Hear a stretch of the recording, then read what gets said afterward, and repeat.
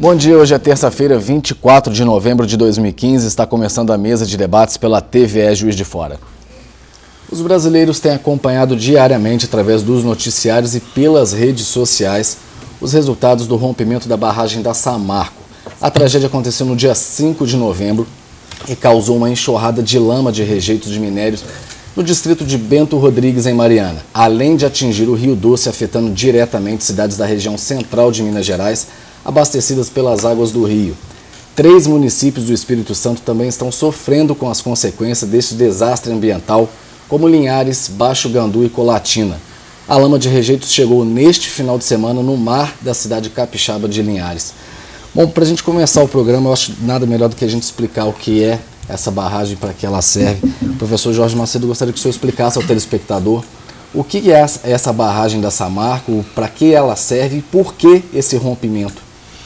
Esse tipo de barragem é usado no mundo todo. Eles vão empilhando os próprios resíduos do seu procedimento lá industrial e ela vai aumentando de acordo com a quantidade de resíduos que você vai gerando.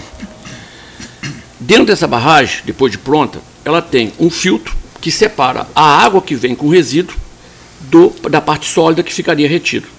Essa água passa, ela tem um sistema de drenagem, esse sistema de drenagem leva para uma outra barragem para essa água ser reutilizada no processo industrial. E lá, claramente pelas imagens aparecidas na televisão, havia um fluxo de água.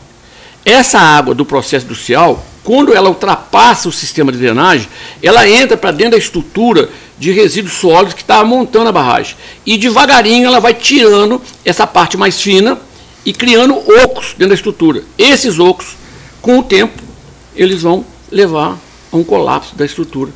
Uma pergunta, além que o senhor está explicando, realmente a empresa deveria se preparar para essa nova produção, que aumentou a produção, ela tinha que preparar em estruturar a barragem. Além disso, que não foi feito, pelo que a gente tem lido aí, pelo que o senhor está falando, e a fiscalização dos órgãos governamentais? Eu digo o seguinte, infelizmente, os conselhos de meio ambiente, municipal, estadual, federal, se politizaram. Se você fizer uma análise crítica de quem compõe o conselho hoje, 80% entende de meio ambiente igual eu entendo de astronomia, nada. O que é exigido da empresa? O EIA-RIMA, o Estudo de Impacto Ambiental, e o RIMA. Né? Ok, é feito o EIA-RIMA, concede-se as licenças. Ótimo, licença de operação, começa a operar o empreendimento. Se dali a um ano houver um rompimento, uma contaminação, qualquer coisa, a empresa está livre de qualquer problema. Por quê? Porque ela não foi obrigada pela legislação a fazer a avaliação do risco. Então, quando a empresa fala que está dentro da lei, por incrível que pareça, ela está dentro da lei. Porque a lei não exigiu que ela fizesse avaliação de risco. Então, se rompeu a barragem, inclusive, a coisa é tão absurda nesse país, eu estou aqui com um decreto da nossa presidente que transformou rompimentos de barragens em eventos naturais. É um evento tecnológico. Isso é uma brincadeira. A nossa presidente... Eu acho que eu tenho a explicação para isso. Eu fui procurar ontem para participar com vocês aqui, Marlon. Encontrei que o governo federal tem 5,3% das ações e o BNDES, par participações, tem 5,3%. Quer dizer, na verdade, o governo domina 10,6% das ações da Samarco. Professor Geraldo, eu gostaria que o senhor explicasse como fica o solo a partir de agora. Não fica, acabou o solo. O que a gente vai ter lá é o seguinte, um deserto de lama. Né? Essa lama depositou, vai evaporar água, vai endurecer aquele material, rico em metais pesados e coisas que a gente nem sabe que tem ali. Né? Solo acabou. Então a gente vai perder coisas que a gente nem sabe que está perdendo. Então o mais importante ali, a agricultura é impossível, ali morreu.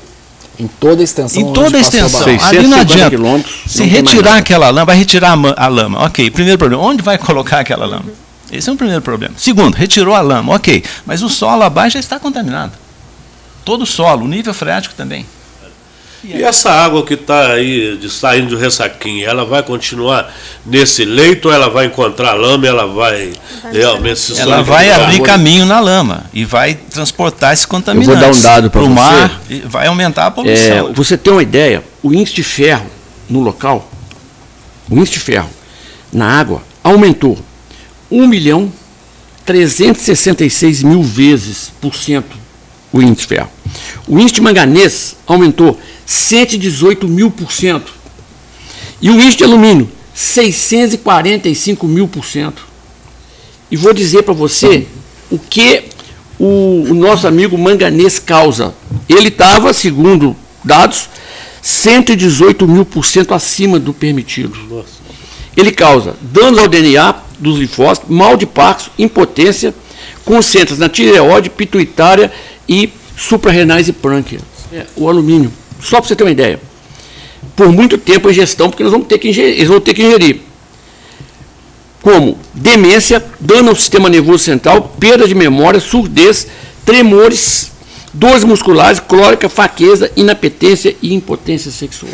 Se você tiver o ferro em grande quantidade, você muda a pigmentação da pele, leva a uma lesão pancreática com a chamada diabetes de bronze. E você leva também a um carcinoma hepático.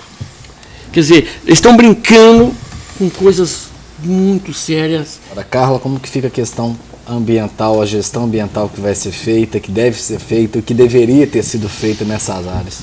Com relação à gestão ambiental, eu acho que é mais o que poderia ter sido feito. Porque hoje, sinceramente, né, devido aos níveis que a gente tem aí de metal pesado, nível de contaminação de água e ar, né, solo, tudo, não foi só o solo, foi o lençol freático que pegou. Então, se a gente tirar essa lama, aonde que a gente vai pôr essa lama? Imagina o que é você ter uma população com níveis de metais pesados muito altos no organismo daqui a 10 anos, tendo câncer que não necessariamente deveria ter. No Brasil, nós temos uma legislação que classifica as águas. Primeiro, qual era, e ninguém falou isso ainda, a turbidez do Rio Doce, em média, por Rio Doce? 33 unidades. Ela estava em 2.500. Agora, qual é a turbidez de uma água potável pela legislação federal? Meia unidade de turbidez. Você imagina que é o cara pegar num sistema de tratamento 2.500 unidades de turbidez e chegar a meio. Não vai chegar, não tem jeito de tratar. Aquele tratamento que está sendo feito em Colatina é um risco para a população. Aquilo ali é um absurdo. Encontrou-se 12 metais na lama. Quais são esses metais? Eu vou ler os metais. Alumínio, cádmio, cobalto, crômio, ferro, manganês, níquel, estrôncio, vanádio, zinco e silício. Agora, imaginem, senhores, o pessoal bebendo água nesse nível de contaminação. Nós vamos ter um problema de saúde pública. Exatamente. Mais à frente, pela irresponsabilidade da empresa, pela irresponsabilidade dos diretores da empresa, deveriam estar presos. Eu não entendo direito, mas esse cara já tinha que estar preso. Eu vi um pescador falando, pô, se eu pegar um peixe na época da desova, eles me põem na cadeia inafiançável. O cara mata o rio. A barragem que rompeu do Fundão, segundo a avaliação do DNPM, que é o Departamento Nacional de Produção Mineral, que trabalha com as barragens, segurança de barragens, né? Eles colocaram que a barragem do Fundão estava com nível baixo de risco. Ué, como assim? Estava com nível baixo e rompeu? Então tem algum problema na avaliação de risco. Então, essa barragem de Germano, cadê as intervenções imediatas? Ela pode romper a qualquer momento. Mas a empresa não deixa nem você entrar lá. Exatamente. Eles que estão. A raposa está tomando conta do galinheiro. São eles que estão fazendo os laudos, eles que estão vistoriando. Tem que ter uma comissão independente de especialistas para fazer um estudo lá. Professora Carlinha, aí a fauna, a flora também, essa aí já não tem mais recuperação, né? Não tem como recuperar, né? A gente vai ter uma consequência, já estamos vendo, mas as consequências serão seríssimas. Né, quando eu falei de aspecto, a gente tem que cuidar do aspecto para não ocorrer o impacto. Para a vida marinha, quais são as consequências negativas, nocivas aí para a vida marinha? Inclusive para os seres humanos tomar banho nessa área. Gostaria de complementar essa questão, que estão falando que o mar ele absorve de forma tranquila, mais rápida e não vai ter risco por muito tempo. Né? Vocês já ouviram falar no acidente de Namata, no Japão, que tem consequências até hoje, porque contaminou todo mundo com mercúrio? Estes contaminantes, professor, eles vão ser, vamos dizer assim, ingeridos aos poucos pelos animais que estão ali. Então, é possível você encontrar no futuro peixes com grande quantidade de alumínio, manganês, ferro ou aqueles 12 metais que foram identificados.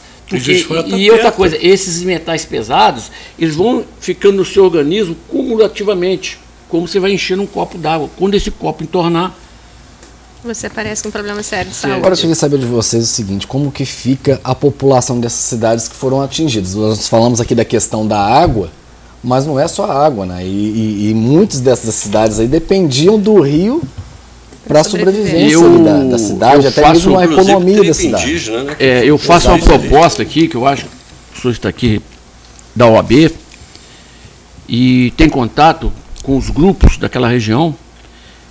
Eu acho que a OAB tinha que entrar com ação para proteger essa população. Porque se depender da Samarco, se depender do governo federal, eu não acredito. É proibido por lei se transformar qualquer água daquele rio em água potável.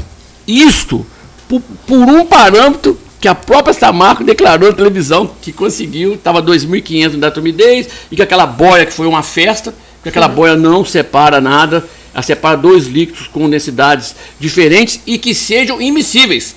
Só que a contaminação ali é uma contaminação que miscível, ela se mistura com a água. Que tem muitos especialistas falando que daqui a 50, 60 anos o Rio Doce volta a ser o que era. Eu gostaria de saber de vocês que estão aqui, nós estamos falando exatamente sobre isso. Existe essa possibilidade do Rio Doce voltar a ser potável e existir a vida como existia, até a fauna, a flora de volta? Daqui a quanto tempo, se é possível isso? Olha, eu acho difícil prever, mas em princípio eu acho que não vai recuperar aquele rio. Porque a lama está lá. Se o rio continuar, o rio vai continuar correndo, né? Tem as nascentes, vão continuar alimentando o fluxo do rio. Mas a lama continua lá. Você tem uma chuva ácida e acidifica a água do rio a um pH mais baixo. Você libera os metais todos. E com certeza esses metais vão ao lençol freático, inclusive voltando a calha do rio. Sim. Né? Então ela sai lá da nascente limpa, né, passa de novo pela calha contaminada e atinge o lençol freático. Eu acho que a gente não vai chegar a ver essa despoluição. Não. Né? É importante frisar para a população que o rio está praticamente morto e que esses metais listados pelo professor Jorge, além de ter alguns, né, apesar de ter alguns que são essenciais, a concentração aí é que está pegando. Podemos decretar o Rio Doce morto. Exatamente.